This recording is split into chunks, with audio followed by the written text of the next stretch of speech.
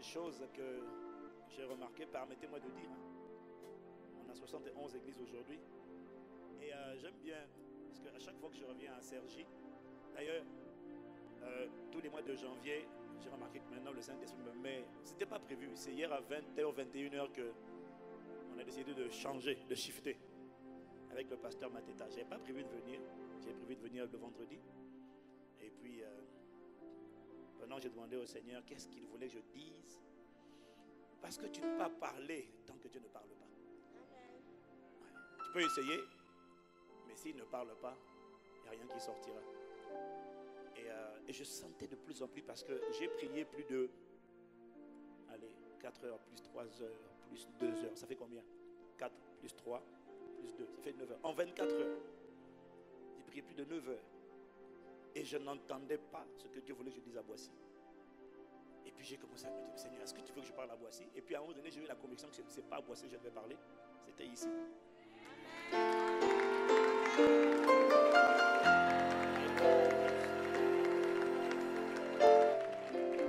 Mais tu vois, bien-aimé, à chaque fois que je viens à Cergy, mais ça va changer cette année, j'ai remarqué que vous êtes toujours poussif.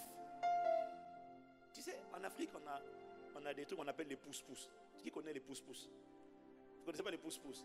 C'est des espèces de petites brouettes là, tu vois. Et pour transporter les objets, il faut pousser. Et quand ça arrête, il faut encore pousser. Il faut pousser. Vous ne facilitez pas. Mais je crois que je vous l'ai dit l'année dernière. Vous ne facilitez pas le travail de votre pasteur, de vos conducteurs. Vous ne facilitez. Vous pensez que la qualité de la présence de Dieu dépend des chantres et du pasteur. Vous ne leur facilitez pas la vie. Parce que quel que soit le manteau que tu transportes, si Jésus n'a rien pu faire à Nazareth, ce n'est pas toi et moi qui allons pouvoir faire quelque chose. Là où l'atmosphère est froide, c'est parce que tu ne comprends pas que l'endroit dans lequel tu te trouves, ce n'est pas un auditorium. Tu te trouves dans la présence de Dieu. Et quand on est dans la présence de Dieu, la qualité de la visitation de Dieu dépend toujours de la qualité de ton attitude. C'est toujours ton attitude qui va déterminer ton altitude. Toujours. Toujours. En fait, tout le monde veut Dieu. Tout le monde veut son intervention. Mais il y a très peu d'entre nous qui savent comment déclencher son intervention. Ce qui fait que dans sa présence, ta nonchalance te disqualifie. Tu sais, je vais te dire une chose. Dieu n'est pas communiste. Dieu ne donne pas à chacun la même portion. Jamais. Dieu donne à chacun selon ses œuvres. Dieu ne visite jamais tout le monde de la même manière. Dieu visite toujours les gens en fonction de leur attitude, en fonction de leur cœur. Ce qui est dans ton cœur se révèle à l'extérieur par ton attitude. Je veux te supplier pour toi-même parce que tu veux Dieu. Tu veux sa main. Tu veux ses miracles, ses prodiges et ses signes, mais tu ne sais pas comment les provoquer. Tu ne peux pas être dans la présence de Dieu et puis être poussif, être nonchalant. Et tu regardes le plafond. Dieu va visiter ton voisin, mais il ne te visitera pas. Parce que ton attitude t'a disqualifié. Mais cette année, ton attitude te qualifiera.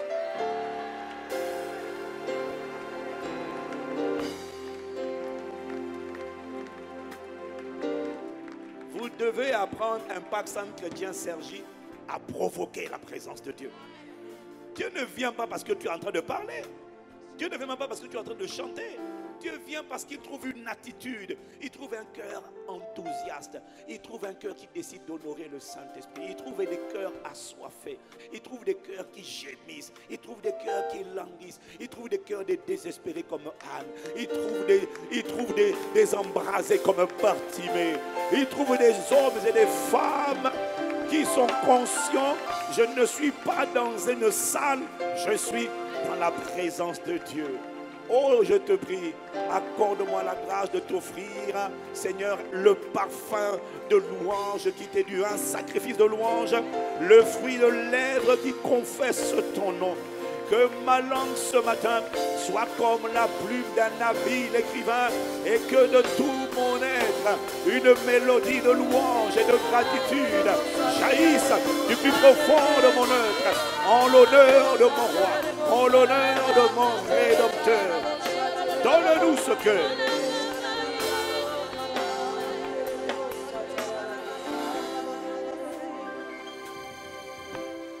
Que Dieu vous accorde, Impact Centre Chrétien Cergy, cette année, la grâce de changer radicalement.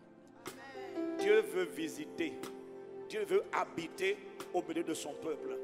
Il y a des choses dont Dieu en a, donc il y a des choses dont tu en as assez, Dieu en a assez. Il veut atterrir, mais la qualité de ton attitude, c'est ça qui l'empêche d'atterrir. Mais je veux que tu sois conscient de ça.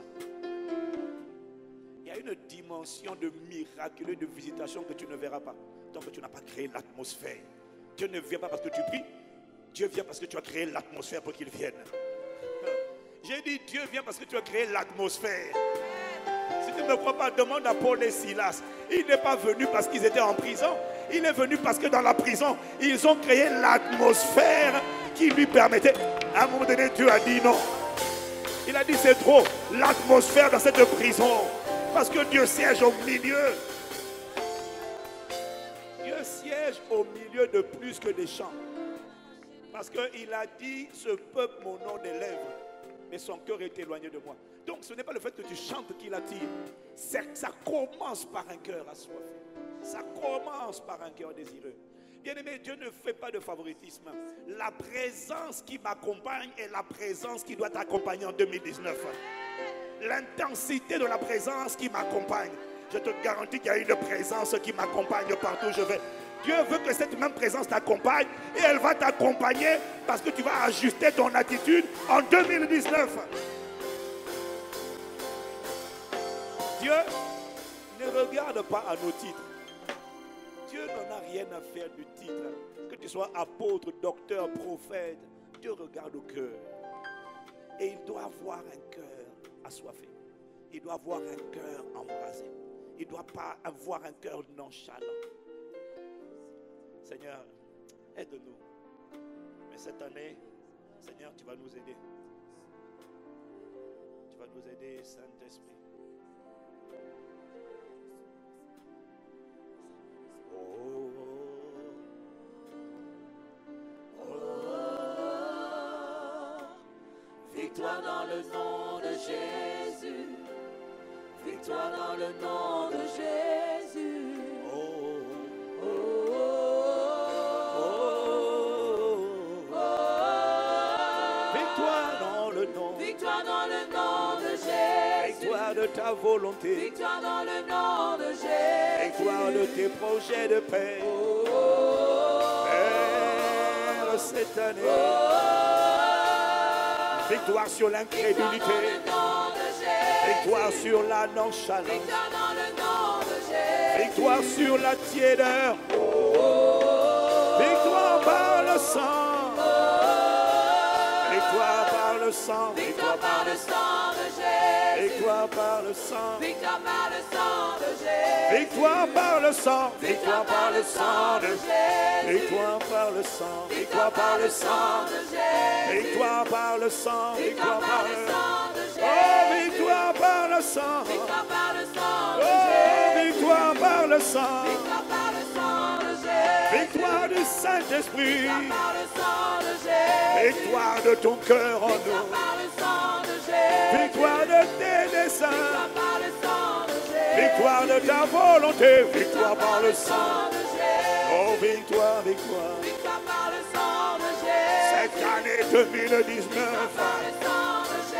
Assieds ta victoire. Victoire par le sang de Jésus. Assieds ton triomphe. Victoire par le sang de Jésus. Victoire de nos destinées. Victoire par le sang de Jésus. Victoire de tes projets de paix. Victoire par le sang de Jésus. Et non de malheur. Victoire par le sang de Jésus. Victoire de l'onction de Dieu. Par le sang de Jésus. De l'onction qui brise les jours. Victoire par le sang de Jésus. De l'onction qui ôte les fardeaux. Victoire par le sang de Jésus. Victoire de ta volonté. Victoire par le sang de Jésus. Victoire de la consécration sur la nonchalance. Victoire du zèle sur la paresse. Victoire de la ferveur sur la nonchalance. Victoire de ton feu divin. Victoire de l'embrasement divin. Victoire de tes projets. C'est ce que nous appelons cette année 2019. Oh, victoire, victoire. Amen, victoire. Assieds d'impact sans chrétien Serge. Assieds la victoire de ta volonté. Ta volonté, c'est de faire le bien. Ta volonté, c'est de faire des miracles, des prodiges et des signes. Ta volonté, c'est de réécrire les histoires. Ta volonté, c'est de détruire les jougs.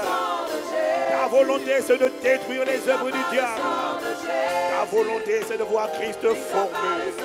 C'est de voir Christ pleinement révélé. Que cette victoire soit assise comme jamais. Ta volonté, c'est de voir des disciples formés. Des disciples de Jésus. Nous appelons victoire. Tu as signé cette victoire.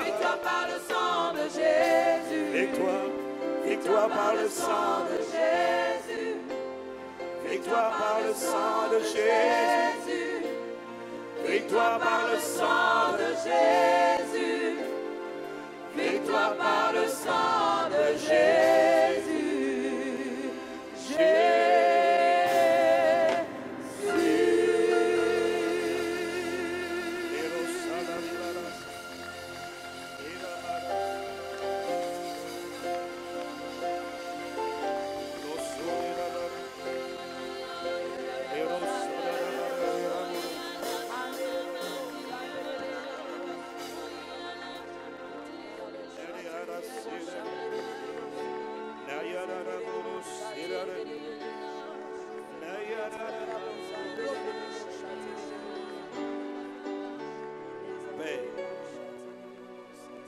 Au-delà des chants, au-delà des cantiques, tu ne bâtis pas une personne, tu construis un peuple.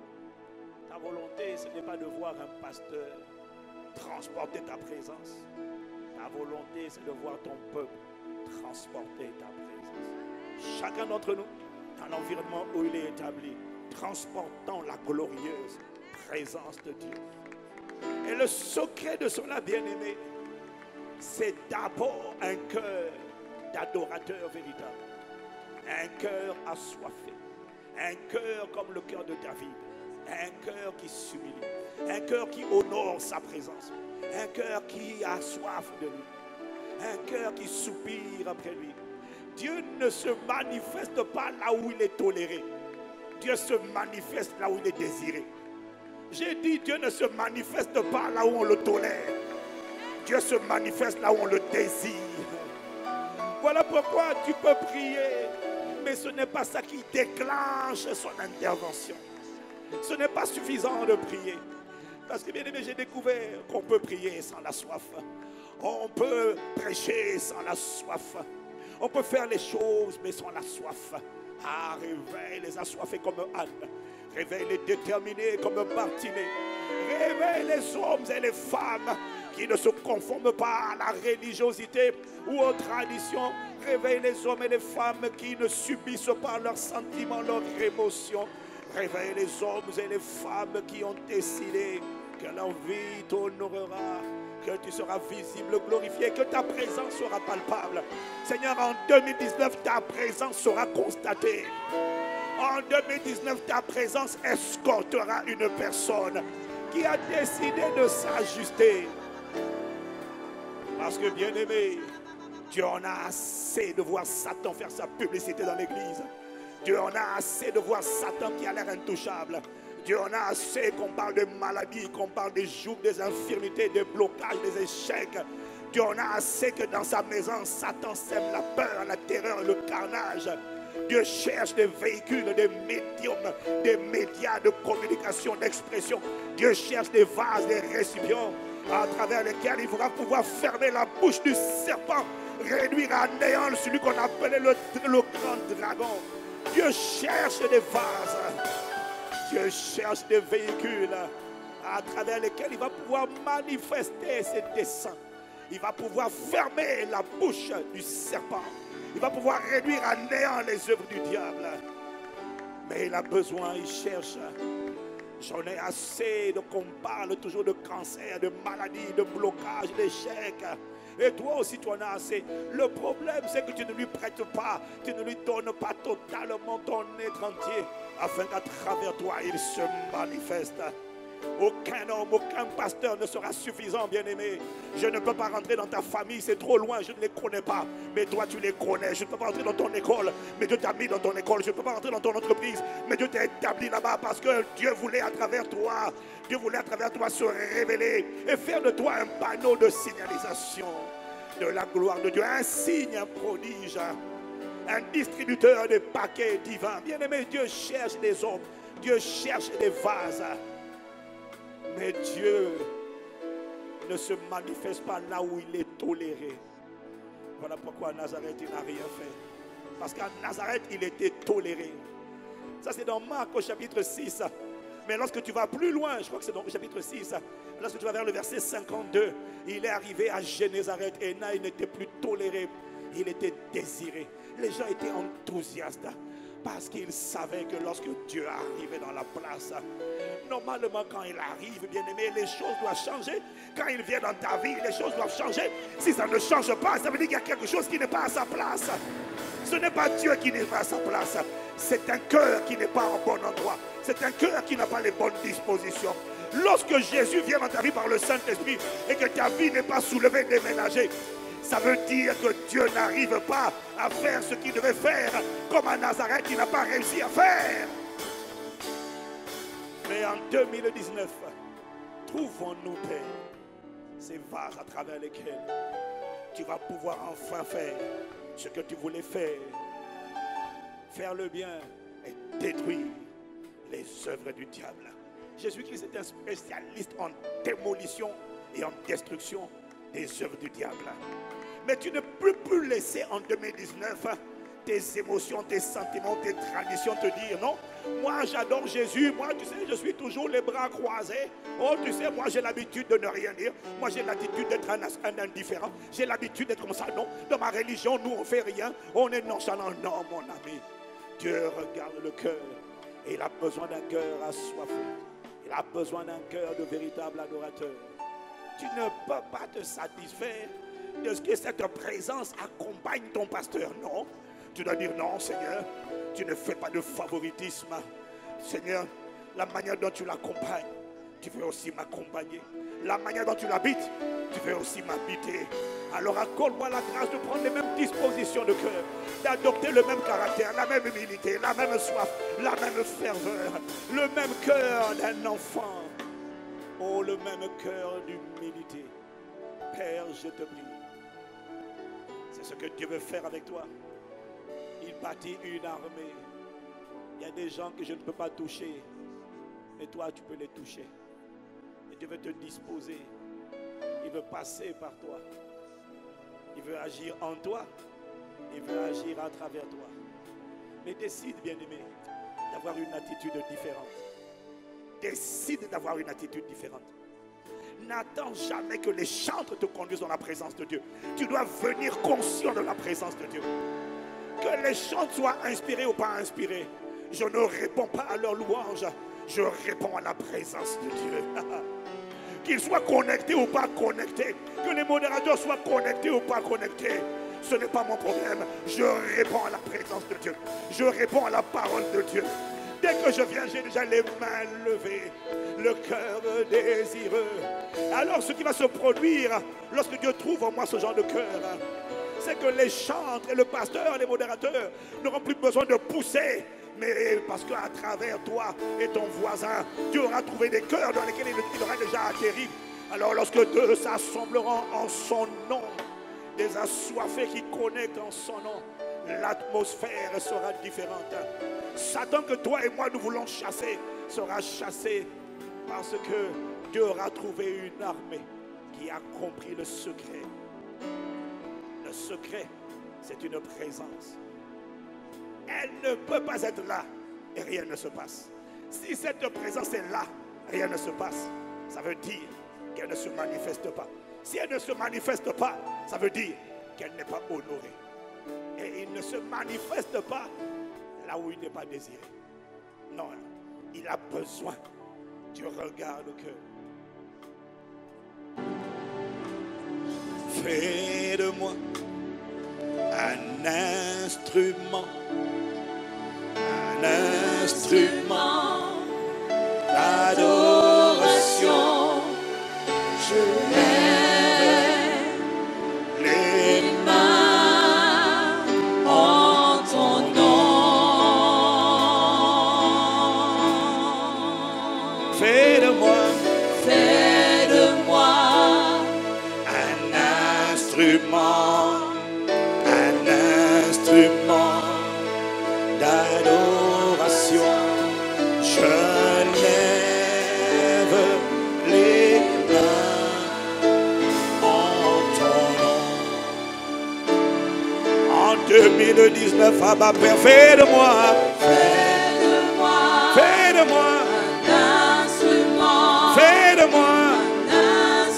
un instrument d'adoration. Je lève les mains en ton nom. Abba Père, fais de moi un instrument d'adoration. Je lève les mains en ton nom. Je te chanterai toujours. Je te chanterai toujours un chant d'amour, d'adoration. Je lève les mains en ton nom. Accorde-moi la grâce de te chanter toujours, quelles que soient les saisons, les turbulences dans ma vie. Accorde-moi la grâce d'être toujours trouvé véritable.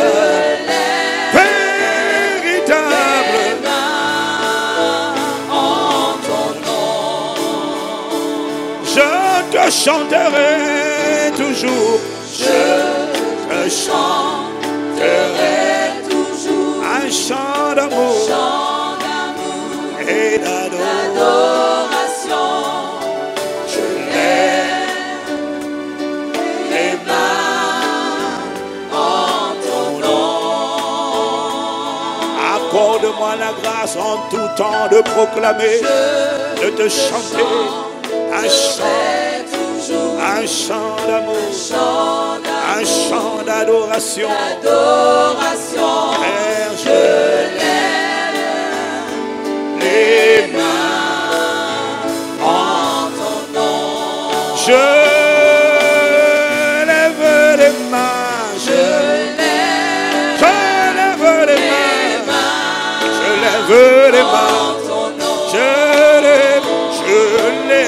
Je lève les mains en un sacrifice. Père, je te prie, ne me laisse pas où je suis, ne me laisse pas comme je suis. Père, je lève les mains, ne me laisse pas au niveau où je suis. Emmène-moi dans tes profondeurs, emmène-moi à la connaissance de Christ. Père, je lève les mains, je lève les mains.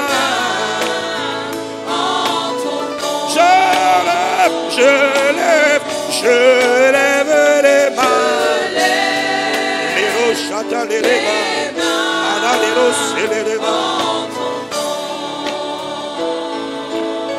Je lève les mains.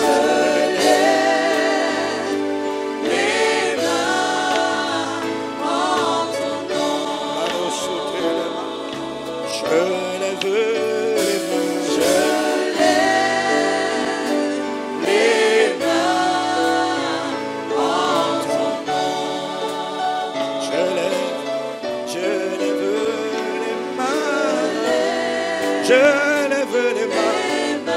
Je lève les mains. Bien-aimé, tu vas élever la voix dans cette atmosphère. Et tu vas prier comme un âne. Tu vas dire à Dieu, ne laisse pas ma vie comme elle est. Ne me laisse pas au niveau où je suis. Je ne te connais même pas. Mais tu as dit dans ta parole, ceux du peuple qui connaîtront leur Dieu agiront avec fermeté et feront des exploits.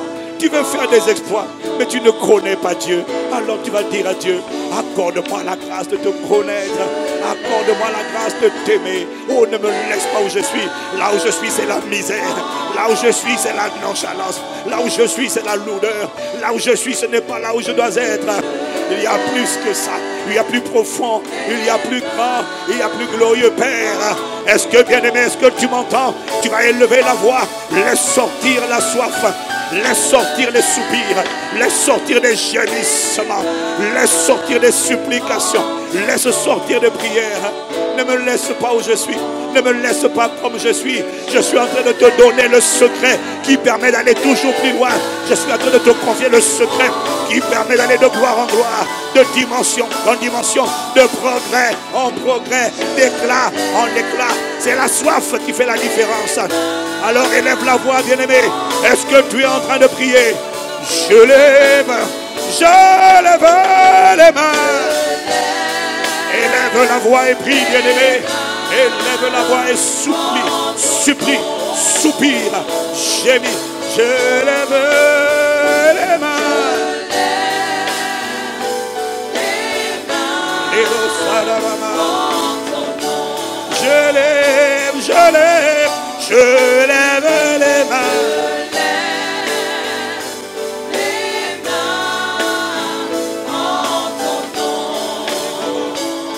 Je lève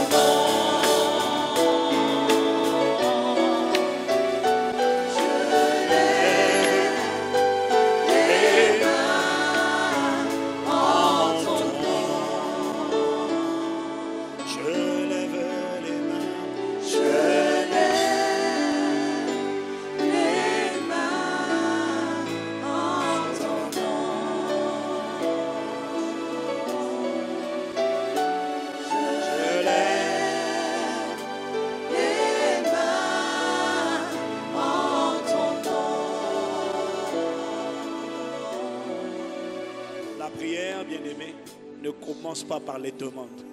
La prière commence par la supplication. Supplier Dieu. Seigneur, accorde-moi la grâce de te connaître. Accorde-moi la grâce de t'aimer. Accorde-moi la grâce de te découvrir.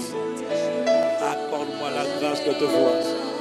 Accorde-moi la grâce de te vivre. Accorde-moi la grâce de te laisser vivre en moi. Oh, je te prie.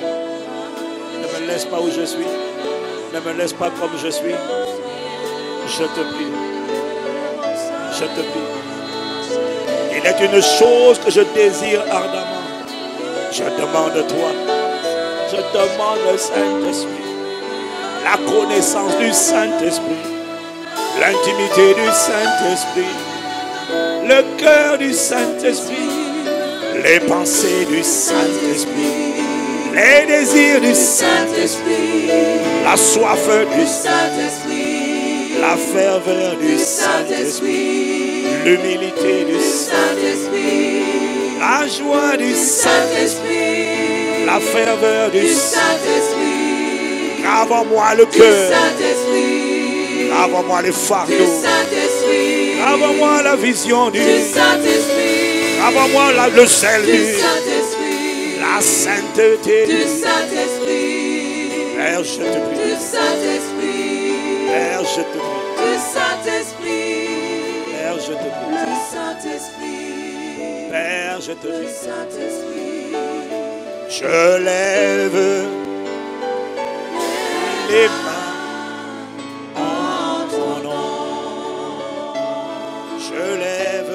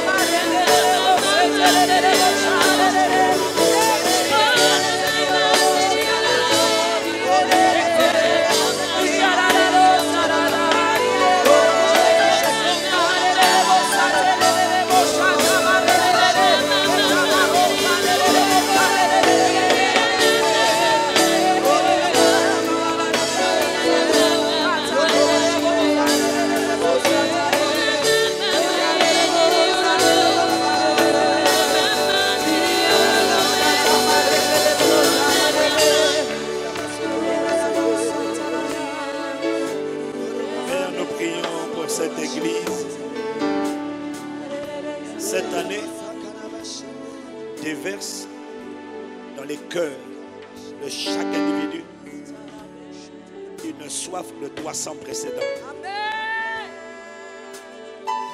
Déverse une soif de toi sans précédent.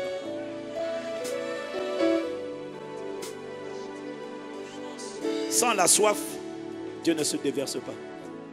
La soif est ce qui prépare le terrain. Jésus a dit que celui qui a soif vienne et qu'il boive. Des fleuves d'eau vive couleront de sang saint, comme dit l'Écriture. La soif est ce qui pousse un peuple, une personne à prier. Même quand tout en elle n'a plus envie de prier. La soif est ce qui fait que jamais tu ne jettes l'éponge tant que tu n'as pas vu la manifestation de ce que Dieu a annoncé dans sa parole. Lorsqu'on tue la soif, on tue le zèle. Lorsqu'on tue la soif, on tue la ferveur.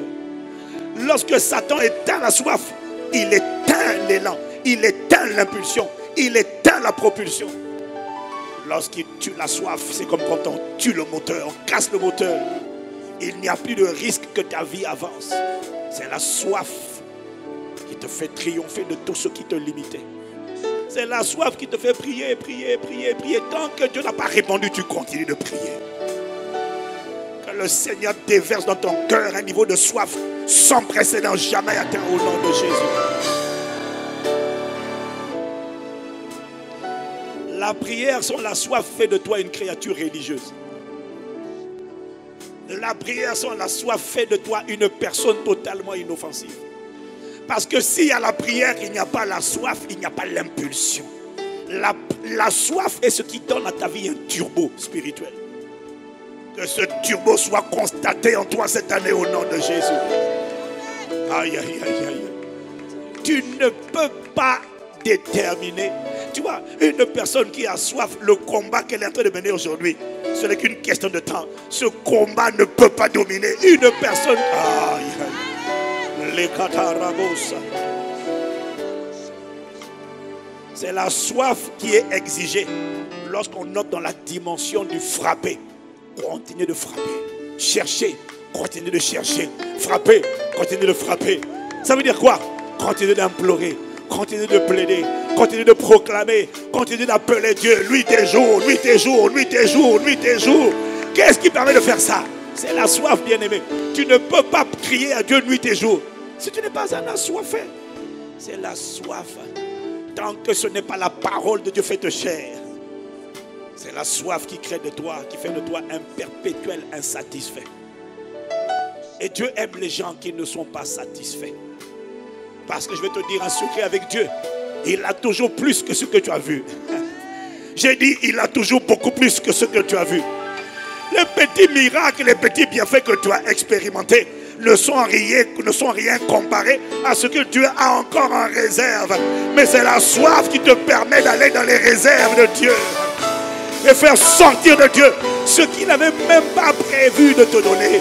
Les personnes assoiffées sont des personnes de foi. C'est la soif qui a permis à la femme cananéenne. Elle n'était pas à l'agenda de Jésus pour cette journée. Ce n'était même pas sa saison. Elle a dit, Seigneur, aie pitié de ma fille. Elle est tourmentée par un démon. Fais quelque chose. Jésus lui dit, femme, il n'est pas bon de prendre la nourriture des enfants et de la donner aux chiens. Pourquoi? Parce que Jésus, à cette époque-là, était venu d'abord pour Israël. Il n'était pas venu pour les païens, les incroyants, toutes les autres nations autres que juives. Ça allait venir après la Pentecôte.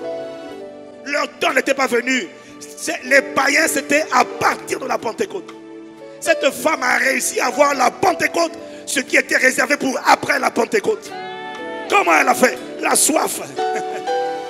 La soif l'a qualifiée. Jésus lui dit, femme, il n'est pas bon de prendre la nourriture des enfants, de la donner aux chiens. Elle dit, c'est pas grave. Ma fille est tourmentée par un démon. Ma vie est bloquée. Ma vie est paralysée. Ma famille est paralysée. Mon foyer est paralysé. Ma vie, ça ne va pas. Jésus dit, mais je ne peux rien faire. Ce n'est pas ton jour. Ce n'est pas ton temps. Ce n'est pas ta saison. Il faut attendre. Bien-aimé, parfois, tu n'es pas dans le calendrier de Dieu. Mais la soif fait en sorte que Dieu est obligé de t'inscrire dans l'agenda de la journée de l'année, alors que toi, normalement, ton cas a été prévu pour l'année 2020. Mais la soif va obliger Dieu à inscrire ton dossier dans l'année 2019. Pourquoi? Parce que la soif produit la foi. Et Jésus a dit, femme, c'est pas ton jour, c'est pas ta saison. Elle a dit, c'est pas grave, je sais que c'est pas mon jour, c'est pas ma saison. Et que tu es venu pour donner la nourriture, pour la nourriture des enfants. Elle a dit, c'est vrai. Mais il n'est pas bon de prendre de la nourriture des enfants pour la donner aux chiens. Elle dit, oui, mais il arrive que les chiens se contentent des miettes qui tombent de la table des grands, la table des enfants. Et un chien, je suis peut-être une chienne, une inconvertie, c'est pas grave. Mais même s'il y a des miettes qui tombent, oh, moi j'ai l'expérience. J'ai vu des chiens, ils prennent les os, il n'y a plus de chair, ils croquent les os, ils sont rassasiés. Les miettes vont me suffire, les miettes vont régler mon histoire, les miettes vont régler mon dossier, les miettes vont changer ma vie, les miettes me suffiront. Et tu sais quoi? Jésus lui a dit, c'est le seul deuxième cas, à part le centenier romain. Il n'y a que 2 cas où Jésus a dit à une personne, ah, ta foi est grande. Jésus lui a dit, aïe, aïe, aïe, aïe, aïe, aïe. Je ne m'attendais pas à une réponse pareille. Ce n'était pas son jour. Jésus lui dit, mais toutefois, qu'il te soit fait selon ta foi. Ah, qu'il te soit fait selon cette foi que tu vas trouver en toi. En 2019, au nom de Jésus.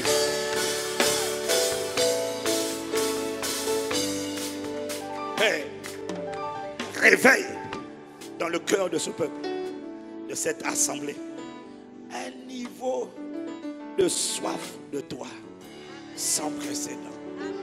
La soif que tu fais habiter en moi, je te demande de la télécharger dans le cœur de mes bien-aimés au nom de Jésus. La soif fait de toi une personne qui ne voit jamais les barrières et les obstacles. La soif fait de toi une personne devant laquelle les barrières ne peuvent pas résister. Les barricades sataniques, on dit tu ne passes pas. La soif te fait dire, je te conseille de déguerpir de ma route. Parce que la soif fait de moi sur le plan spirituel une personne qui est comme un char, un tank. Je vais t'écraser si tu restes sur ma route. C'est la soif qui te donne la certitude que quiconque se dresse contre toi sera écrasé au nom de Jésus.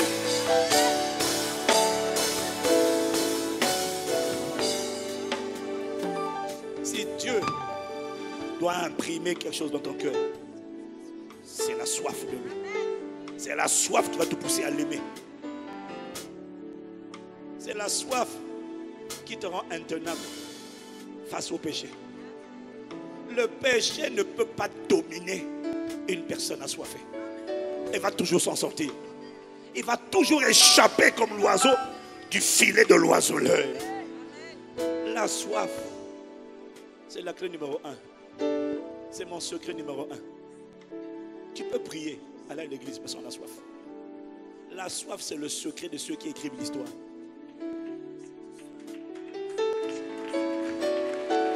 La soif, c'est le secret de ceux qui ne sont jamais rassasiés.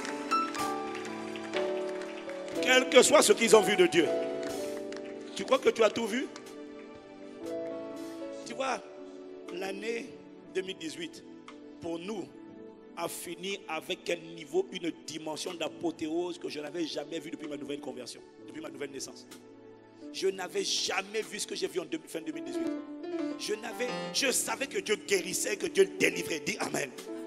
Mais je n'avais jamais vu comme un tsunami qui souffle et puis qui arrache dans la vie des gens tout ce que le Père n'a pas planté a été déraciné dans la vie de multitudes, de centaines de personnes, de centaines.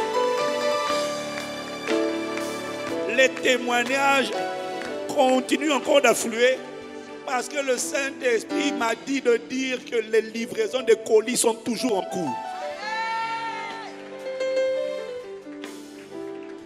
Mais c'est parti d'où? Les mouvements divins commencent toujours dans le cœur d'un assoiffé qui crie à Dieu. Et le cri de cette personne fait écho avec le cri des autres personnes qui elles aussi ont soif, mais qui ne s'étaient pas levées. Au début, c'était un assoiffé. Et puis quand il a commencé à exprimer sa soif, d'autres ont dit, je sens le même ras-le-bol, je sens la même soif. Oh, nous t'implorons, pas à cause de nous, pas à nous, mais à ton nom, donne gloire. Ne laisse pas Satan se moquer de nos vies. Ne laisse pas Satan faire un carnage dans nos vies. Non, non, non, non. C'est la soif. C'est la soif. Maintenant, imagine un peu. Si une armée de plusieurs centaines de personnes ici à Cergy est assoiffée, vous n'allez faire qu'une bouchée de toute cette région. J'ai dit, vous n'allez faire qu'une bouchée de toute cette région. Vous allez voir les nations affluer. Vous allez voir Dieu ouvrir des portes qui étaient jusqu'à présent fermées. Qu'est-ce qui va faire la différence? Ce n'est pas la prière du pasteur Rival ou du pasteur Mateta. C'est la soif d'une armée. Quand une armée est assoiffée et qu'elle est en train de gémir devant le trône. Ah, Père, déverse cette soif dans les cœurs.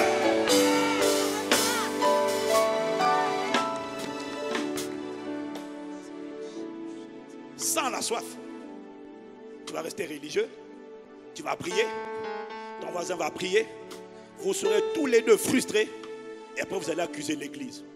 Non, le problème c'est l'église. Alors tu vas dans une autre église et tu vas te rendre compte que c'est le même problème. Les maladies sont là, les démons sont assis dans la vie des gens, les jougs sont là, les vies sont bloquées.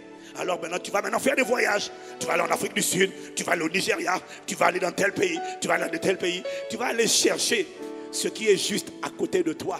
Si seulement tu devenais une piste d'atterrissage pour que la soif se déverse dans ton cœur, dans le cœur de ton frère, dans le cœur de ta soeur. Et ensemble, on se levait. Aïe, aïe, aïe.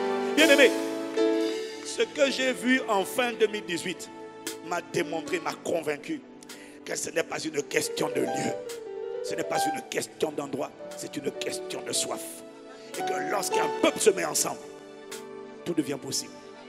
Je prie que sur Impact Centre Chrétien Cergy, une dimension de possibilité jamais attestée, constatée, devienne constatée et attestée au nom de Jésus. voir, regarde, même la mollesse de ton amen indique un peuple qui n'est pas encore assoiffé. Dis-moi, tu n'en as pas assez. Tu n'en as pas assez. Tu n'en as pas assez de voir ta vie combattue. De voir, de sentir, tu ne vois pas. Mais de sentir qu'une main invisible est en train de faire un carnage, est en train de détruire, est en train de bloquer, est en train d'immobiliser, est en train d'étouffer. Tu n'en as pas assez. On dirait que ça ne t'énerve pas, ça ne t'agace pas. Ou alors ça t'agace et ça te pousse dans la dépression. Mais les assoiffés, l'agacement ne les pousse pas dans la dépression, ça les pousse dans la présence de Dieu. Je n'ai pas l'intention de déprimer. Je ne connais pas la dépression. Je ne connais pas le découragement. Le découragement, la dépression est un luxe.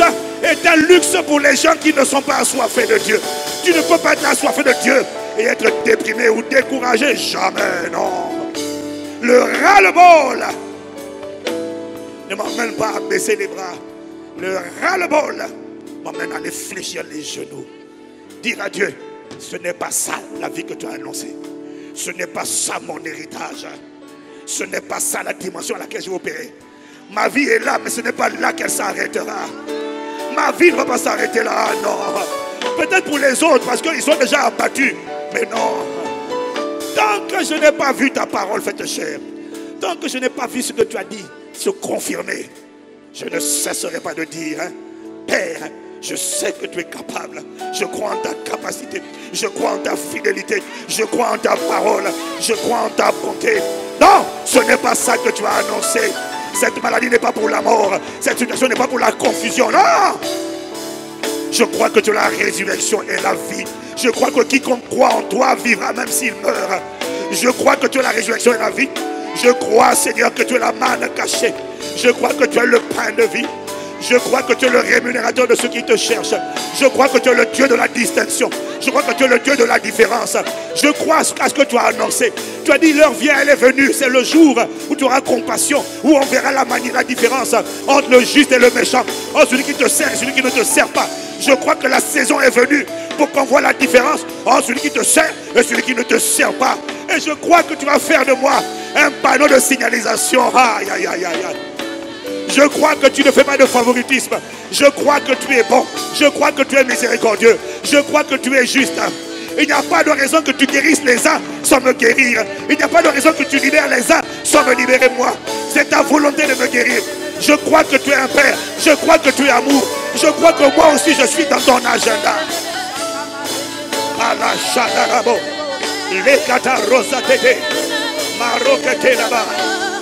C'est la soif. La soif te pousse à parler à Dieu. Ésaïe 43, 26. Ésaïe 43, 26. C'est la soif qui t'emmène à réveiller la mémoire de Dieu. Dieu dit, viens et plaidant, c'est ça? Réveille ma mémoire. Plaidant ensemble. Parle toi-même pour te justifier. C'est la soif qui te fait réveiller la mémoire de Dieu. Et plaider avec Dieu. Plaider comment? En t'appuyant sur la parole. Et d'ailleurs, c'est la soif qui fait de toi une personne qui va aimer la parole, méditer la parole. Voilà le problème. On demande aux gens de mémoriser les Écritures. Le problème, c'est qu'ils n'ont pas soif. Alors quand un assoiffé, quand une personne qui n'a pas soif essaie de lire la Bible, essaie de méditer la parole, c'est dur. C'est comme un boulet. Mais lorsque tu es un assoiffé, voilà pourquoi il faut commencer par la soif. Parce que lorsque la soif est dans ton cœur, méditer la parole deviendra un plaisir. Et tu diras, comme David, combien j'aime ta loi. Elle est tout le jour l'objet de ma méditation. Parce que avant de méditer, il dit, j'aime ta loi. Elle est tout le jour. Tu ne peux pas l'aimer. Si tu ne l'aimes pas, tu sais de la méditer. Ça ne rentre pas. Voilà pourquoi il faut commencer par la soif.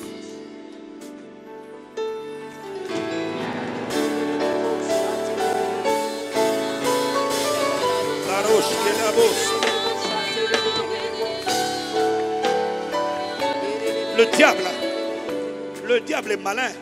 Il n'a pas réussi à voler dans le cœur des croyants la prière. Il a réussi à voler le zèle. Le zèle, c'est la soif. Le zèle, c'est la ferveur.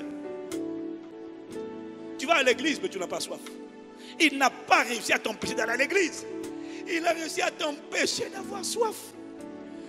le problème c'est que tout le monde a soif. La question c'est tu as soif de qui ou de quoi? Il y en a qui ont soif d'argent. Il m'a dit n'aie pas soif d'argent, aie soif de moi. Quand tu trouves Dieu, tu trouveras l'argent. L'argent se trouve dans l'endroit qu'on appelle l'obéissance à Dieu. L'argent se trouve... C'est pour ça qu'il dit ne te tourmente pas pour t'enrichir. Parce que tu es en train de poursuivre ce qui va fuir. Oh, moi j'ai soif du mariage. Non, ça ne te rendra pas heureux. Il dit fais de l'Éternel tes délices et il t'accordera ce que ton cœur désire. Tu ne désires pas le mariage, tu désires épouser la bonne personne. Parce qu'il y a des gens qui vont te raconter leur mariage, ça peut t'enlever l'envie de te marier. Tu n'as pas soif du mariage, tu as soif d'une vie bâtie par Dieu. Une vie bâtie sur le roc. Une vie qui n'est pas ébranlée, une vie qui ne chancelle pas, une vie qui n'est pas bancale, une vie qui est solide, qui est épanouie. J'ai fêté il y a 2 semaines 20 ans de lune de miel. Ce n'est pas de la... Mais c'est quoi le secret de 20 ans? Pas de mariage, de lune de miel. C'est quoi le secret? C'est pas la soif de ma femme, c'est la soif de Dieu. La soif de Dieu va t'emmener à atteindre la dimension où Christ devient formé en toi. Mais Christ ne peut pas être formé en toi, formé en ta femme, et puis vous échouez. C'est impossible. C'est impossible. La soif.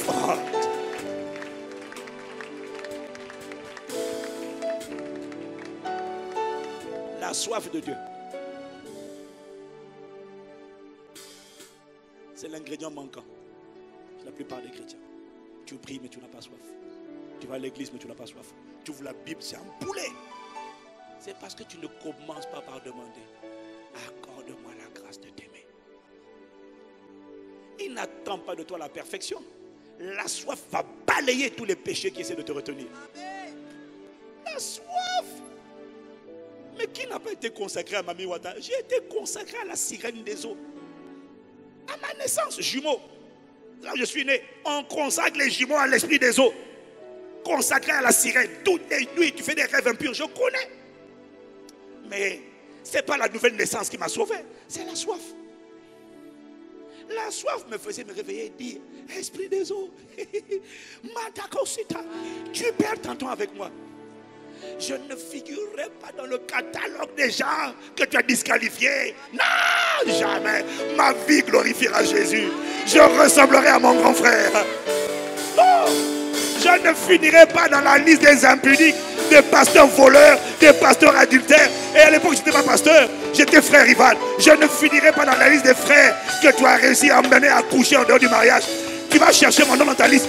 Tu ne la trouveras pas. Tu trouveras mon nom dans le livre de vie, pas dans le livre de Satan. Jamais. Qu'est-ce qui a fait la différence? C'est la soif. Et cette génération, comme elle n'a pas soif de Dieu, alors et qu'elle tombe dans le péché, et qu'elle est, Satan la prend comme on prend un poisson, et Satan lance sa canne à pêche, et puis il arrive à pêcher les chrétiens. Et il arrive à les amener à l'adultère, à la fornication, la masturbation, l'homosexualité, l'impudicité. Et ils disent, ah, le péché est trop fort, comédien. C'est parce que tu n'es pas assoiffé. La soif, non, jamais. Jamais cette histoire n'a été trouvée dans ma vie. On ne les trouvera jamais. Je peux te dire à quoi ma fin va ressembler. Je sais comment je vais finir. Je ne finirai pas comme Saül sur la montagne de Gilboa, la montagne de la honte, de la disgrâce. Moi, je finirai sur la montagne de Sion, la montagne des adorateurs. Aïe, aïe, aïe. Je sais. La grâce ne peut pas changer une personne qui n'a pas soif. La grâce, c'est quoi? La grâce, c'est quoi? Tu étais en prison. Le roi, dans sa bonté, dans sa miséricorde, a ordonné ta sortie de prison. Ça, c'est la grâce. La délivrance du péché, la délivrance de la puissance des ténèbres. Il t'a délivré, il nous a délivré de la puissance des ténèbres pour nous transporter dans le royaume de son Fils bien-aimé. Ça, c'est la grâce qu'il a fait. Ce ne sont pas les œuvres, hein. Ce ne sont pas la bonne conduite. Ce n'est pas parce que tu étais en prison, tu t'es bien conduit, que tu as obtenu une libération. Non, c'est parce que le roi, dans sa miséricorde, a décidé qu'on te sorte de la prison. Parce que la bonne conduite ne change pas le sort d'un condamné à mort. Non, la bonne conduite ne délivre pas quelqu'un de la prison. Non, c'est la grâce. Dans une république, on l'appelle la grâce présidentielle. Dans un royaume, on l'appelle la grâce royale. Mais qu'est-ce qui fait que quelqu'un qui a été délivré de la prison, du péché, de la prison, de la boue, qu'est-ce qui fait que quelqu'un qui a été sorti, libéré, n'aille pas récidiver et revenir encore en prison? Tu vois, la grâce ne peut pas changer quelqu'un qui n'a pas soif. Ce qui fait qu'un ancien prisonnier ne retourne plus jamais dans les travers et les péchés du passé. C'est la soif de devenir quelqu'un de différent. Que cette soif entre dans ton cœur. Que cette soif se greffe sur les tables de ton cœur. Que cette soif qui est en moi vienne en toi, lève les mains. Que cette soif pénètre en toi et soit gravée dans ton cœur par le Saint-Esprit dans le nom de Jésus. À celui qui lève les mains, Père, effectue le transfert. Donne ce cœur de véritable adorateur. Donne ce cœur tout entier à toi. Donne ce cœur embrasé pour toi. Donne ce cœur qui ne marche plus par le hasard. Donne ce cœur dont le futur est certain. Qui sait comment je vais finir? Je n'ai aucun doute sur la manière dont je finirai. Je sais que ma vie le glorifiera. La grâce va m'envelopper et me donner la force. Mais la soif me donne le jus, l'impulsion. La soif, c'est la résolution. Daniel résolut de ne pas se souiller par les mets du roi. Mais le verset suivant dans Daniel 1 au verset 9, il est écrit: Dieu fit trouver à Daniel faveur et grâce auprès du chef des eunuques. La grâce sans la soif, sans la détermination, ne change pas quelqu'un. Cette année 2019, que la soif sans précédent de Dieu soit greffée en toi, dans ton cœur, par le Saint-Esprit. Au nom de Jésus. Si cette parole est pour toi, tu peux acclamer. Tu peux acclamer. Tu peux acclamer. Tu peux acclamer.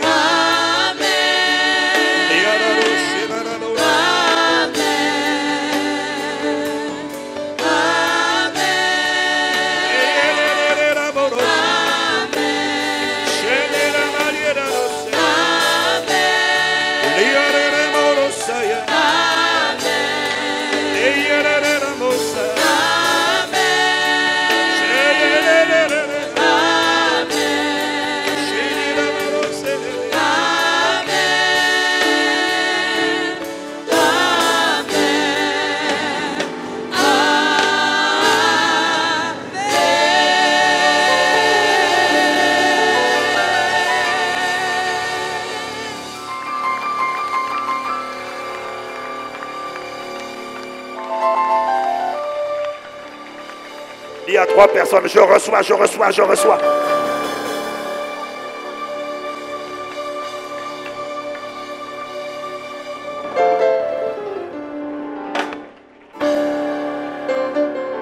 Le culte finit à quelle heure? 13h30, c'est ça le problème. Tu vois, moi je ne suis pas venu enseigner, je suis venu prophétiser.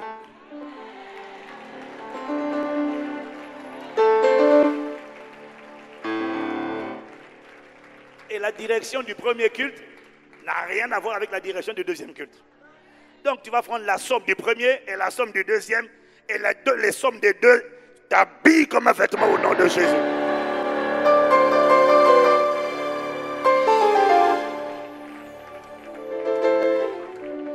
Bien-aimé, Dieu n'est pas en train de construire une personne. Si un pasteur est là-bas et que l'assemblée est là-bas, il a échoué lamentablement. Parce qu'il n'y a pas de succès sans successeur. Un jour ou l'autre viendra, où chacun d'entre nous, quelle que soit la dimension où il est, chacun d'entre nous va diminuer. La force va diminuer. Ça arrivera à tout le monde, je le sais. C'est là où ton vrai succès, ta vraie réussite, c'est quand on va regarder, est-ce que tu as des fils et des filles qui ont été engendrés dans ta génération? Ta fierté, ce n'est pas toi, c'est ce que tu as engendré. C'est ce que tu as suscité. Puisse Dieu faire de toi une personne qui fera la joie et l'allégresse de ses pères spirituels et de ses mères dans la foi au nom de Jésus. Qu'on va regarder qui a-t-il engendré, on ne trouvera pas une personne, on trouvera une armée indénombrable de tueurs de géants, d'assoiffés de Dieu, d'accomplisseurs d'exploits, de renverseurs de murailles, de franchisseurs de murailles, de destructeurs de forteresses. Ça sera ton cas au nom de Jésus. Voilà pourquoi il est indispensable pour toi de comprendre quels sont les ingrédients que les pères ont trouvés et ont appliqués. Quels sont les sentiers qu'ils ont suivis. Jérémie chapitre 6 au verset 16. Jérémie 6 au verset 16. C'est bien, on est tous debout. Alléluia. Ça, c'est la vraie prédication. Ainsi par l'Éternel, placez-vous sur les chemins. Regardez et demandez quels sont les anciens sentiers. Pas les nouveaux. Quand tu vas sur Internet aujourd'hui, tu as toutes sortes de gens qui veulent créer des nouveaux sentiers. Les sentiers qui n'ont pas été explorés. Regardez quels sont les anciens. Tu veux réussir? Regarde quels sont les anciens sentiers. C'est quoi les anciens? Les sentiers empruntés par les pères. Qu'est-ce qui a amené les pères à être là où ils sont et à vivre dans la longévité avec la consécration, le cœur de Dieu? Une vie qui est enviable. C'est quoi le secret? Parce qu'il y a beaucoup d'étoiles filantes de nos jours. Tu le vois, je prophétise. Un impudique homosexuel qui est en train de prophétiser. Et toi, comme tu es un toto et une totote, tu dis Amen. Parce que tu ne connais pas sa vie. Pas toi, quelqu'un qui est connecté sur Internet. Tu ne connais pas la vie des gens. Ne sois jamais impressionné par des gens dont l'ascension est soudaine, mais dont le caractère n'est pas certain. On les appelle des étoiles filantes. La seule chose que tu admires chez lui, c'est la manière dont Dieu l'utilise. Ou chez elle. Quand la seule chose que tu admires, c'est la manière dont Dieu utilise quelqu'un, sache une chose, le fait que Dieu l'utilise, ça ne veut rien dire. Tu vas t'utiliser toi aussi. Mais Dieu peut utiliser puissamment quelqu'un et le disqualifier. Mais pourquoi, si ce n'est pas vrai, pourquoi il dit, beaucoup d'entre vous me direz, Seigneur, Seigneur, n'avons-nous pas en ton nom? N'avons-nous pas chassé, n'avons-nous pas prié, n'avons-nous pas prophétisé? Je leur dirai, arrière de moi, je ne vous ai jamais connu. Éloignez-vous de moi, vous qui commettez l'iniquité. Mais pourtant, tu nous as puissamment utilisé, oui. Parce que j'ai trop de gens à toucher. Dieu, il a tellement de bienfaits à distribuer que Dieu ne regarde pas toujours à la... Oh, est-ce que je vais dire va te choquer? Dieu ne regarde pas toujours à la moralité des gens. Dieu regarde à la disponibilité des gens. Quand Dieu veut toucher quelqu'un qui est au fin fond de l'Inde ou au fin d'un village d'Afrique, si le gars dit Seigneur, utilise-moi, Dieu va le remplir de son esprit. Il a déversé l'onction sur un roi assassin qui s'appelait Saül. Un gars qui voulait tuer David, il avait un mauvais cœur. Mais l'onction est venue sur lui. Dieu t'utilise, ça veut dire que l'onction est venue. Le Saint-Esprit vient sur lui et l'utilise. Il a utilisé Saül. Saül, c'est parce que tu ne lis pas l'Ancien Testament. C'est pour ça que tu me regardes. Tu me regardes bizarrement en beau. C'est oui. Va lire 1 Samuel. Va lire le livre de 1 Samuel. Saül a été utilisé par Dieu. Même, mieux que ça, Saül a prophétisé. Et les gens ont dit, quoi? Saül aussi est devenu prophète? Oui, parce que Saül a prophétisé avec les prophètes. Mais c'était un bandit. Il a tué 80. Pas avant. Plus tard, il a tué 80 sacrificateurs de l'Éternel. Dieu l'a utilisé puissamment. Les capababa, après, il est devenu un assassin. Quand Dieu veut utiliser quelqu'un, ne sois jamais impressionné par la manière dont il utilise. Si c'est la seule chose que tu admires, Dieu a des colis. Vous comprenez ce que je suis en train de dire? Quand Amazon veut livrer un colis, Amazon ne demande pas au chauffeur, monsieur, est-ce que vous êtes homosexuel? Est-ce que vous êtes impudique, adultère? Non. Amazon demande juste que tu signes une garantie de ce que tu vas délivrer le colis. Il cherche quelqu'un qui va imposer les mains et les malades seront guéris. Ce n'est pas parce que, monsieur Moïse, Dieu t'avait dit de parler au rocher. Toi, tu es venu devant les gens. Et puis tu as frappé le rocher. Bah! L'eau est sortie. Si tu avais parlé, l'eau serait sortie. Mais tu as frappé, l'eau est sortie. Pourquoi? Parce que Dieu avait un peuple qui avait soif, qui voulait abreuver. Mais dès que l'eau est sortie, ce que Moïse n'a pas vu, c'est que Dieu l'a pris après à côté. Tu es disqualifié. Tu ne rentres plus à Canaan. Mais Seigneur, comment? Je t'avais dit de parler au rocher. Tu as frappé le rocher. Ce qu'il ne savait pas, c'est que ce rocher, c'était une ombre de Jésus-Christ qui abreuvait le peuple. Et le Jésus-Christ ne allait être frappé une seule fois à la croix de Golgotha. Moïse, tu as commis une infamie parce que tu as frappé le rocher. Il était écrit que le rocher serait frappé une seule fois. Tu as gâté mon plan. Tu ne rentreras pas à Canaan. Il a été disqualifié. Et pourtant, le miracle a eu lieu. Le peuple a bu.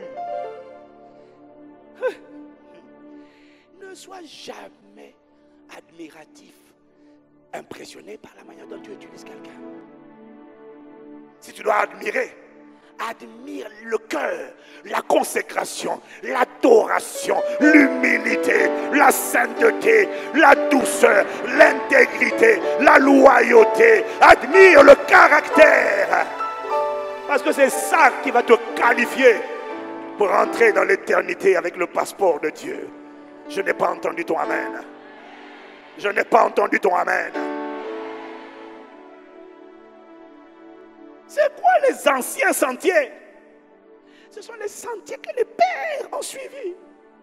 Mais notre génération, comme il y a maintenant beaucoup de gens qui inventent de nouveaux sentiers, le sentier de la grandeur, il y en a beaucoup maintenant, ils veulent l'élévation avec des ascenseurs, sans passer par les escaliers. Waouh! Donc, comme 2, 3 vous me voyez, fou! Parce que tu as guéri quelqu'un, maintenant les gens donnent l'argent, Bien aimé, c'est ce qu'on appelle des étoiles filantes. Moi, je serais reconnu comme une étoile brillante. Pas une étoile filante. Oh, jamais. Mon grand frère est appelé l'étoile brillante du matin. Il n'est pas une étoile filante. Waouh, qui a avancé l'heure?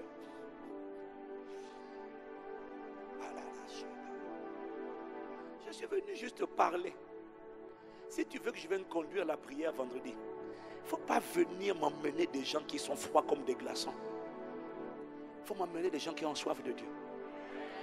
Si tu n'as pas soif, tu viens venir, tu comptes venir mâcher ton chewing-gum. En attendant, on va bien voir ce qui se passera. Tu ne verras rien. Reste chez toi parce que rien ne se passera à cause de toi. Mais non, t'inquiète pas, il va se passer des choses ici. Ton incrédulité ne va pas bloquer la présence de Dieu. Parce qu'il y aura au moins 2 ou 3 assoiffés de Jésus-Christ dans la place. Dieu ne construit pas un homme, il construit une armée. Alors, bien aimé, 2019 sera une année différente de toutes les années que tu n'as jamais connues. Pourquoi? Parce que Dieu a donné des paroles en fin 2018. Pas sur Impact Centre Chrétien Paris, mais sur Impact Centre Chrétien Famille. Les paroles que je reçois, je ne les reçois pas pour l'église de Boissy. Je les reçois pour l'église Impact Centre Chrétien. Dis Amen. Il m'a dit en fin 2018, il a ouvert une nouvelle saison qui s'appelle la vengeance de Dieu. Ça veut dire la justice de Dieu. En 2019, les gens qui pensaient que celui qui a créé les oreilles n'entendait pas, ils vont constater qu'il entend. Ceux qui pensaient que celui qui a créé des yeux ne voyait pas, ils vont voir que Dieu voit. 2019, il y a des paroles qui ont été envoyées et ces paroles sont en train de courir. Elles sont en train de planer, elles sont en train de se mouvoir et ces paroles ne retourneront pas à lui, dit Dieu, sans avoir exécuté le mandat pour lequel elles ont été envoyées. 2019, il m'a dit la somme de toutes les souffrances, les captivités, les enchaînements, les liens, les emprisonnements sataniques, diaboliques, toutes les chaînes qui retenaient son peuple. En 2018, il a scellé, il a proclamé, il a fermé, il a scellé la fin de la captivité. Quel que soit ce qui t'avait retenu captif, il y a des témoignages en cascade, c'est vrai. Mais il y en a parmi nous qui n'ont pas encore vu. Ils ont vu un petit nuage, mais ce n'est pas encore la pluie. Rends grâce à Dieu pour le nuage. J'ai dit, rends grâce à Dieu pour le nuage. Tu vois, Élie a vu le nuage. Élie a prophétisé la pluie. Et il est monté sur le mont Carmel. Il s'est prosterné, il a prié 7 fois. Au bout de la 7e fois, son serviteur lui dit, je vois un petit nuage, mais tu as annoncé la pluie. Et Élie a dit, vas-y, monte sur le chariot, va dire à Akab, la pluie arrive. Le nuage annonce la pluie. Le nuage annonce que la livraison des bagages a commencé. Et il y a des livraisons qui ont déjà été réceptionnées. Il y a des bagages qui ont été réceptionnés. Mais il m'a dit, il y a des livraisons qui sont toujours en cours. En fait, moi, il me l'avait dit, mais avec une autre parabole. Et puis, il y a une sœur de l'église qui a eu une vision. Où elle a vu un tapis de bagages arriver. Elle avait des gros colis et puis des petits colis. Et cette sœur m'a envoyé un message pour me dire qu'elle a entendu la voix du Saint-Esprit lui dire, les colis sont en train d'être livrés. Mais attendez patiemment les colis. Et puis la voix lui a dit, les petits colis exigent une petite foi. Mais les gros colis là, il faut une grande foi pour les prendre. Cette année, une grande foi sera trouvée en toi au nom de Jésus. Quand on va chercher la foi dans ton cœur, on va dire comme à propos de la femme canadienne, femme, monsieur, madame, ta foi est grande. C'est ce qu'on dira à ton sujet. Si c'est toi, tu dis Amen. Livraison en cours. C'est pas fini. Ça a commencé. La vengeance divine n'a pas duré 21 jours. Du 22, 21 plus 1. C'est une saison qui a commencé. Il m'a dit, et ce qu'il m'a dit, il a confirmé. Je n'avais jamais vu une telle cascade de puissance. Jamais. Sans toucher même les gens. Je n'avais jamais vu ça. De partout, de partout, de partout. Si tu n'as pas encore vu ton cas, livraison en cours. Mais il m'a dit, déjà, avant d'attendre la suite des livraisons, rendez grâce à Dieu déjà de ce que les livraisons ont commencé. Si quelqu'un à côté de toi a été visité par Dieu, rendez grâce ensemble déjà. Avant de prendre les autres colis, il faut déjà dire merci pour les colis qui sont arrivés. Et je te garantis que j'ai des cascades de témoignages qui prouvent que les colis sont arrivés. Il a dit qu'on va voir la rétribution des méchants, les geôliers, ceux qui ont enfermé les gens. Les orgueilleux, les hautains, les méchants, ceux qui prennent les vies, les assassins, ceux qui frappent de folie, ceux qui frappent de mort subite. Tu n'as pas idée du nombre de morts subites de sorciers. Je n'avais jamais vu autant de morts subites de sorciers qu'en 2018.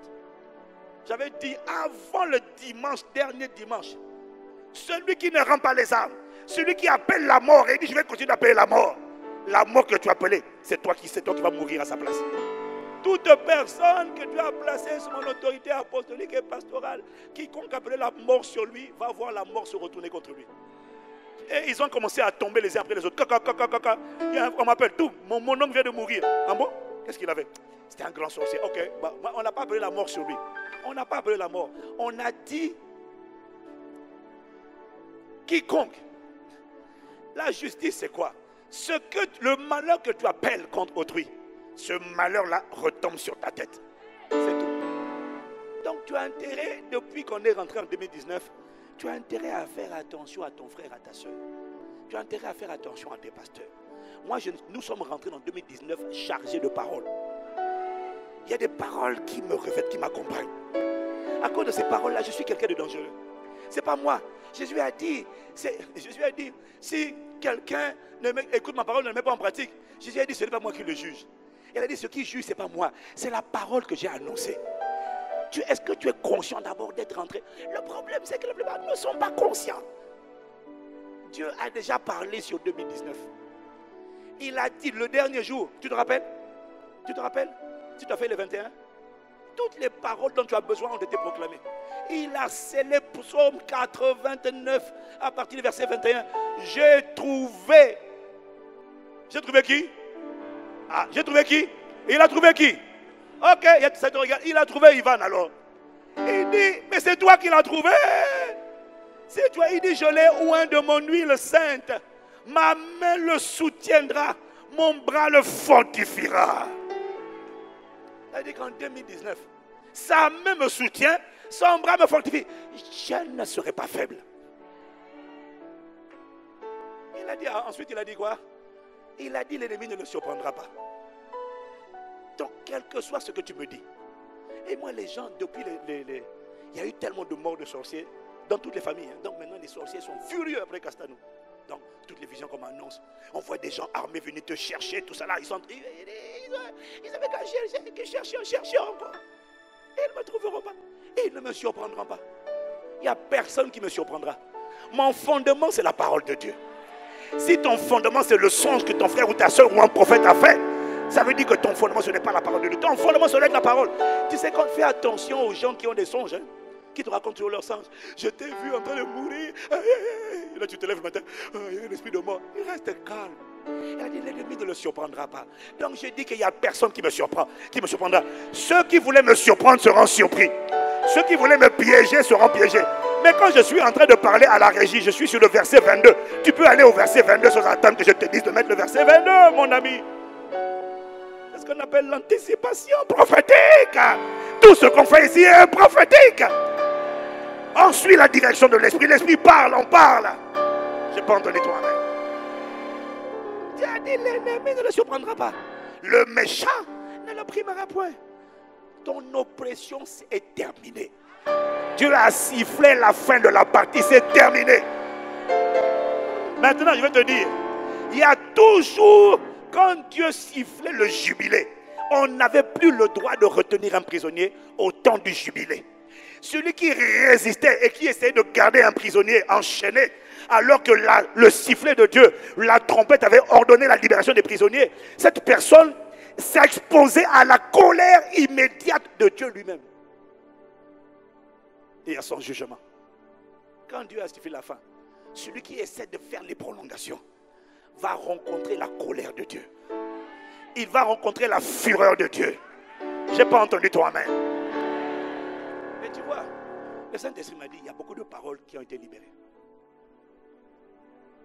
Mais ce n'est pas parce que Dieu l'a dit que ça s'établit automatiquement. Si tu n'as pas encore vu ton cas réglé, il m'a dit, 1, rends grâce. 2, tu dois maintenant plaider devant Dieu pour dire au Seigneur ce que tu as annoncé par la bouche de ton serviteur. Confirme-le. Seigneur, tu as annoncé la fin de la captivité. Seigneur, traite-moi selon la parole que tu as proclamée par la bouche de ton serviteur. Tu as annoncé, Seigneur, que nous sommes entrés dans la saison où tu vas remplacer, restaurer, restituer les années volées, les mariages volés, les promotions volées, les élévations volées, la santé volée, les organes volés, l'intelligence volée, la créativité volée, l'ingéniosité volée. Tout ce qui a été volé sera restitué. Maintenant, une fois que tu dis Amen, tu dois faire comme Élie. Maintenant, tu vas fléchir les genoux. Tu dis, Seigneur, telle parole a été envoyée. Elle ne s'est pas encore manifestée. Seigneur, accomplis selon ta parole. Traite-nous selon ta parole. Mais quand tu vas faire ça, 1, tu dois savoir ce qui a été dit. 2, tu dois aller plaider devant Dieu avec sa parole, Seigneur. Toi-même, tu as dit dans ta parole. D'abord, la question, c'est quelle parole? Pendant les 21 plus 1 jour, il y a eu toutes sortes de paroles qui ont été libérées. Est-ce que tu te rappelles? Est-ce que tu les as réceptionnées? Est-ce que tu les as reçues? Est-ce que tu les as imprimées sur les tables de ton cœur? Et il m'a dit, bon, je ne vais pas vous garder longtemps. Dis à quelqu'un, il lui a dit. quand je te dis il m'a dit. Il ne faut pas ressembler aux nouveaux prophètes et prophétesses des temps modernes. Il n'a rien entendu. Elle a entendu sa convoitise. Et Dieu m'a dit, je suis prophétesse, comédienne. Laisse-nous reconnaître que tu es prophétesse. En attendant, nettoie les toilettes si tu dois nettoyer les toilettes. Balaye la salle si tu dois balayer la salle. Ce que tu trouves à faire, fais-le. Et arrête de venir nous impressionner. Parce que tu as eu un songe et que le songe s'est accompli. Et tu allais tomber sur un toto à plaisanter un prophète, un apprenti prophète, qui t'a dit, ah ma soeur, comme il a vu que tu viens dans son église, ou alors il te convoite, je ne sais pas pourquoi. Le Seigneur me dit de te dire que tu as appelé au ministère de prophétesse. Et maintenant elle arrive à ICC. On ne reconnaît pas les prophètes à ICC. Le Seigneur m'appelle prophétesse. Bon, je vais parler là-bas. Je vais parler là-bas parce que je vais m'énerver. Elle a un songe. Je suis prophétesse. Je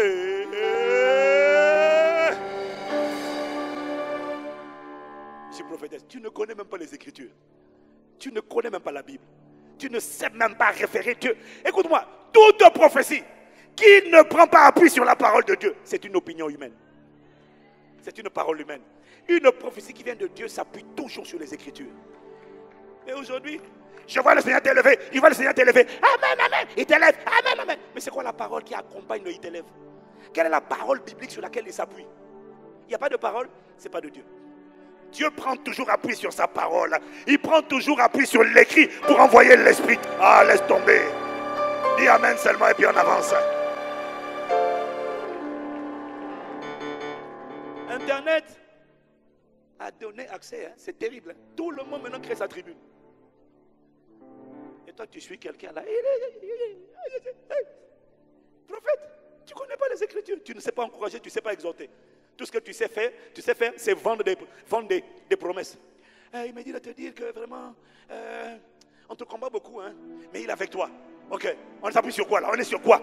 Le Seigneur me dit qu'il est avec toi. Il est avec toi. Mais c'est quoi la parole? Il n'y a pas de parole. Va avec ça. Non. La foi vient de la parole qui vient de la parole de Dieu.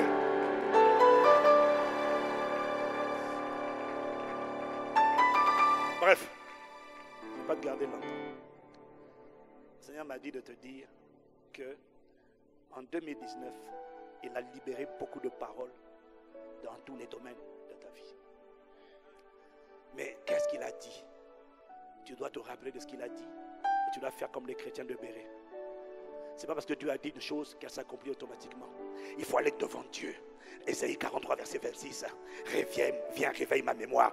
Plaidons ensemble. Parle toi-même. Qu'est-ce que j'ai dit? Seigneur, tu as dit dans ta parole, tu as dit à travers ton serviteur, tu as dit ça à travers ton serviteur, tu as dit ça à travers ton serviteur, parce que les 21 plus un jour étaient des jours totalement prophétiques. Seigneur, tu as parlé par ton serviteur, traite-moi selon la parole de ton serviteur, accomplis ce que tu as dit à travers ton serviteur. C'est ça que tu dois aller dire à Dieu, accomplis ce que tu as annoncé par la bouche de ton serviteur. Tu as dit que mon cas est réglé. Tu as dit que tu restaures les années perdues, Père. Maintenant, je m'attends à toi pour la restauration de ces organes qui avaient été déchiquetés par la maladie. Traite-moi selon la parole de ton serviteur. Va plaider. Tant que tu n'as pas vu la manifestation, continue de prier. Dis Amen. Et demande à Dieu d'accomplir. Ne demande pas à Dieu d'accomplir quelque chose de nouveau. Tu vois, c'est ça la subtilité. Demande à Dieu d'accomplir ce qu'il a proclamé par la bouche de son serviteur. Il m'a dit de te dire, cache-toi derrière moi. C'est ça qu'on appelle suivre les anciens sentiers. Cache-toi derrière moi. C'est ce que tous mes pasteurs ont compris. Quand le Seigneur me pousse à dire quelque chose, dis, Seigneur, tu as dit par ton serviteur, traite-nous selon la parole que tu as proclamée. Parce que quand il m'envoie dans une parole, il ouvre un chemin. Ne prends pas, tu vois, suis ce qu'on a. Mais Jérémie 18, verset 15. Jérémie 18, verset 15.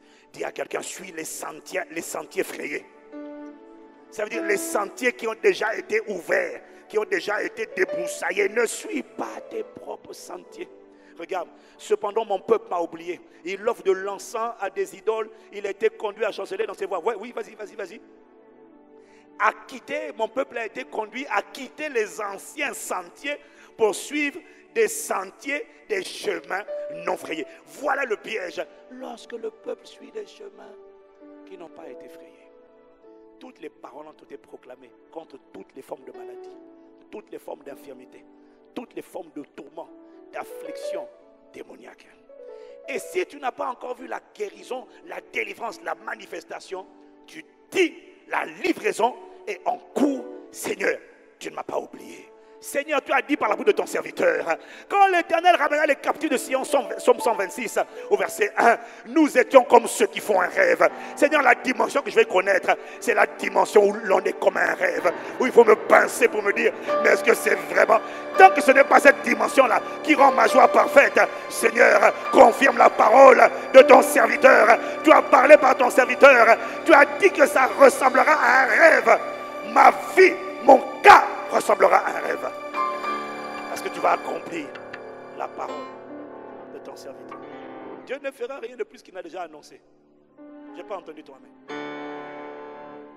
Ne va pas créer de nouvelles paroles toi-même. La semaine dernière, j'ai une sœur qui était atteinte de lupus. Depuis des années. Le lupus, c'est une maladie auto-immune. Une maladie incurable. Auto-immune, on ne comprend pas. C'est tout le corps qui est désordonné. Moi, je ne connais pas les symptômes. Hein. Mais je sais que le traitement qu'on te donne, c'est quoi les symptômes là? Les douleurs articulaires partout. Déformation des doigts, voilà, c'est ça. Ouais, ouais. C'est compliqué. Le diable est méchant. Le diable est méchant. Et ça fait des années, ça fait plus de 10 ans qu'elle souffre de ça. Et le traitement qu'on lui donne, c'est un traitement qui provoque la ménopause précoce. Donc tu n'as même pas encore 35 ans, on te dit déjà, c'est fini pour les enfants. Mais ça encore, c'est rien. J'ai le cas d'une fille, j'avais dit, elle c'est combien d'années? Ma petite, elle c'était combien d'années? Celle dont j'avais parlé à l'église là. Non, ça c'est le premier culte, mais l'autre. 23 ans, c'est l'endométriose. J'ai donné un témoignage à Boissy. Sur une soeur, oui, 4 ans. Une soeur qui est aussi pareil, lupus, mais c'est terrible. Et on lui donnait un traitement. Le traitement qu'on lui donnait a fait en sorte que pendant 4 ans, elle n'a pas eu une seule menstruation. La soeur n'a pas 35 ans. Pas une seule. C'était un désert, une sécheresse totale. Et elle, c'est le 1er janvier. Quand on a fini le 22 mai, le 22 décembre, le 1er janvier, les règles sont revenues en abondance. Ça signifie que son cas a été réglé. Le lupus a disparu. Et donc là, il y en a une, c'est le lupus, encore, mais elle n'avait rien vu. Elle, c'est la semaine dernière que les règles sont revenues en abondance, alors que normalement, les règles ne pouvaient pas revenir. Est-ce que quelqu'un me suit? J'ai une autre sœur, elle, c'est l'endométriose. Tous les cas d'endométriose que j'ai vus ont tous été guéris, sauf elle. L'endométriose, beaucoup, même les femmes qui ne connaissent pas, mais c'est terrible. Ça touche des millions de femmes, c'est terrible. Des règles douloureuses depuis 23 ans. Dès que les menstrues arrivent, les douleurs qu'elle a, en fait, c'est pas comme, c'est l'utérus. Il y a toutes sortes de trucs qui mordent l'utérus.